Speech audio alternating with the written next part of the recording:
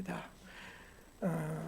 나사렛 예수 이름으로, 나사렛 예수 이름으로, 이런 제목의 말씀입니다. 우리 연약한 죄인된 인간은 그런 연약한 인간을, 죄인된 인간을 하나님하고 연결시켜 주시는 분이 예수님이십니다. 그래서 성도는 예수 이름을 가지고 사는 사람들입니다. 우리는 예수 그리스도의 이름으로 하나님께 나아갈 수 있는 담력과 그런 자격을 얻게 됐어요. 인간이 하나님께 지음을 받아서 타락한 다음에 하나님과 인간관계가 단절이 되었지요. 그래서 너는 정령 죽으리라.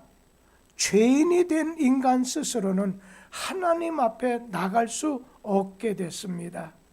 그때 구약시대에서 보면 하나님과 백성들이 이렇게 만나는 장소가 성막이고 성전이고 회막이었어요. 그리고 중보자를 통해서만 하나님 앞에 나갈 수가 있었어요. 죄인이 하나님 앞에 직접 나가게 되면 왕이 되건 어느 누가 되건 간에 그 자리에서 문둥병 걸리거나 그 자리에서 죽었어요. 그래서 대제사장들이 백성들의 죄를 대신해서 속죄일에 오늘 짐승 잡아서 하나님께 올려서 제사를 드림으로 하나님 앞에 나가 기도하게 됐고 죄를 용서받게 됐습니다. 그러다 이 모든 복잡한 과정과 절차들을 단번에 무너뜨린 사건이 예수 그리스도의 십자가 사건입니다. 예수 십자가의 죽으심으로 하나님께 이제 나가는데 장애물이 제한했던 것들이 전부 제거되게 됐어요. 구약시대 죄사함을 위해서 짐승의 피를 드렸던 제사는 이거는 불완전한, 이것은 그림자와 같은 것이었지만 하나님의 아들 예수 그리스도의 죽으심으로, 십자가의 죽으심으로 단번에 영원한 속죄의 제사를 드리게 돼서 이제는 예수의 피로 인해서 하나님께 나아갈 새로운 길이 열려지게 됐습니다. 우리 성경 말씀 히브리서 10장 19절 20절 다 같이 읽어보도록 하지요. 그러므로 형제들아 우리가 예수의 피를 힘입어 성소에 들어갈 담력을 얻었나니 그 길은 우리를 위하여 휘장 가운데로 열어놓으신 새로운 살 길이요 휘장은 곧 그의 육체니라. 이제 성소에 들어갈, 하나님 앞에 나아갈 담력, 그런 은혜를 얻었다는 거예요. 무엇으로?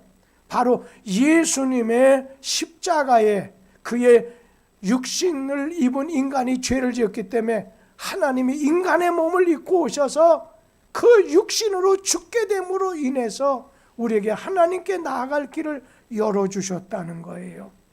그래서 하나님 앞에 이제 우리는 두려움 없이 담대히 하나님 앞에 나가게 됐어요.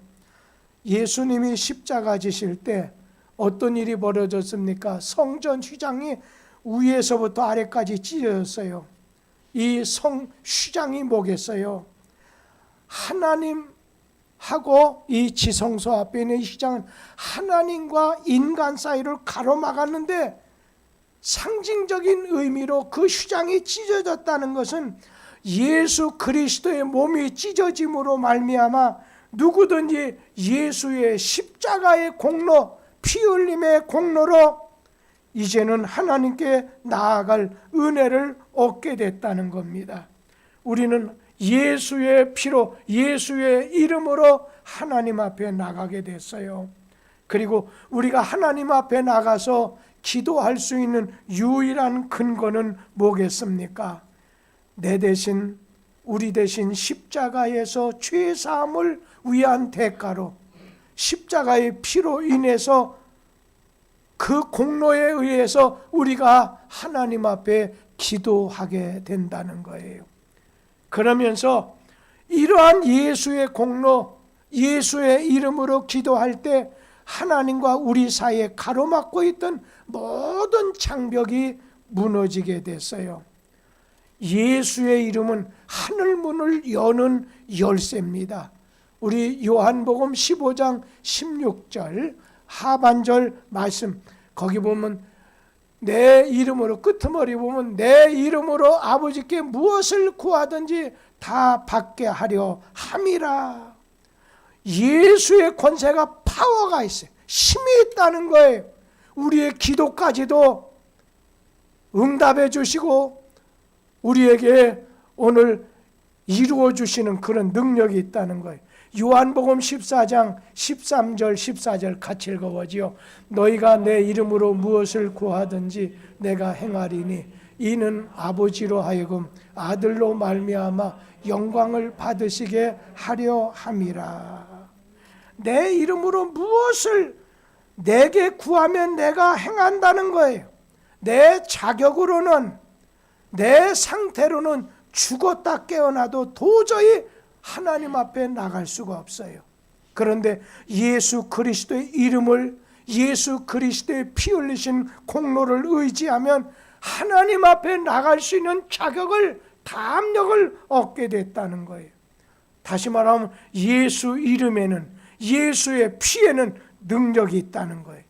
요한복음 16장 24절 같이 한번 읽어보지요. 지금까지는 너희가 내 이름으로 안았으나 구하라 그리하면 받으리니 너희 기쁨이 충만하리라. 예수의 이름으로 기도하는 것, 구하는 것 자체가 응답을 전제하는 거 아니겠어요? 이름 자체가 능력이고 권세라는 거예요. 여러분, 한 예를 들어서 내가 직장을 다녀요.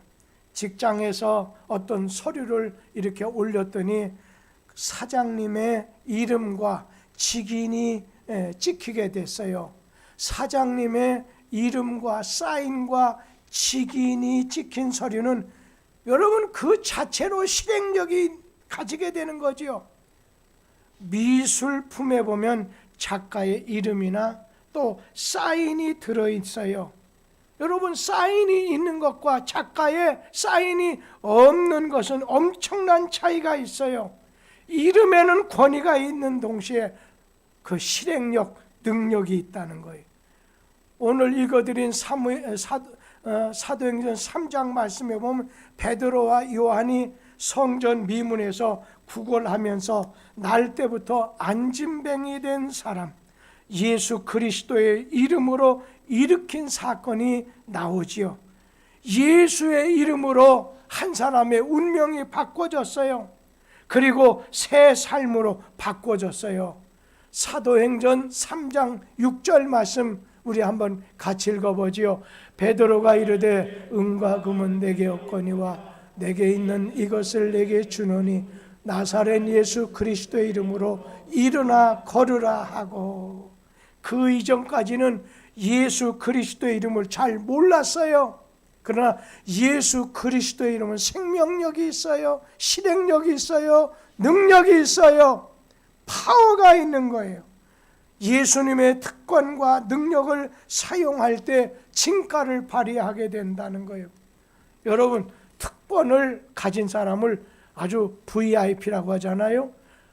아무리 특권을 가졌다 해도 사용하지 않으면 아무 쓸데가 없다는 거예요.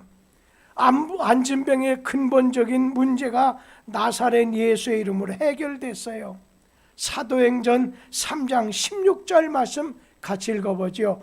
그 이름으로 믿음으로 그 이름이 너희를 보고 아는 이 사람을 성하게 하였나니 예수로 말미암아 난 믿음이 너희 모든 사람 앞에서 이같이 완전히 낫게 하였느니라.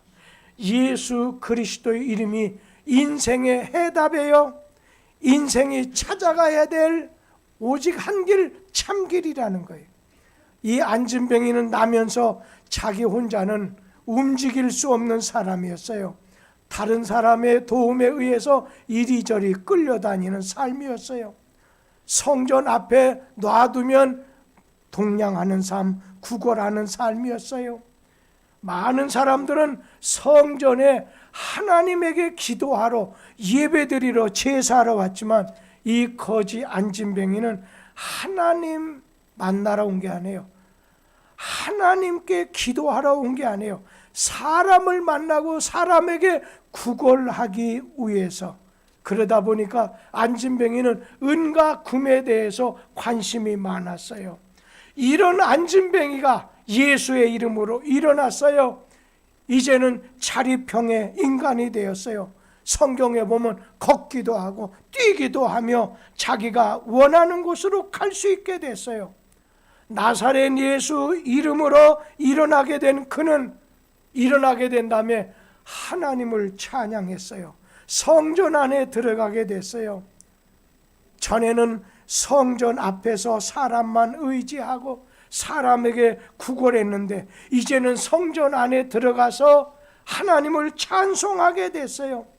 일어나서 하늘을 보는, 위를 바라보는 일이 시작이 됐어요. 성전 문 밖에 있던 사람이 오늘 성전 안으로, 주 밖에 있는 사람이 예수로 인해서, 예수의 이름으로, 예수의 피의 공로로 성전 안에 들어오게 된 거예요. 예수의 이름으로 일어난 거예요. 예수의 이름은 능력이 있습니다. 베드로가 요한이 안진뱅에게 우리를 보라 한 다음에 은과 금은 오늘 내게 없으나 내게 있는 오늘 나사렛 예수 그리스도 이름으로 일어나라는 거예요.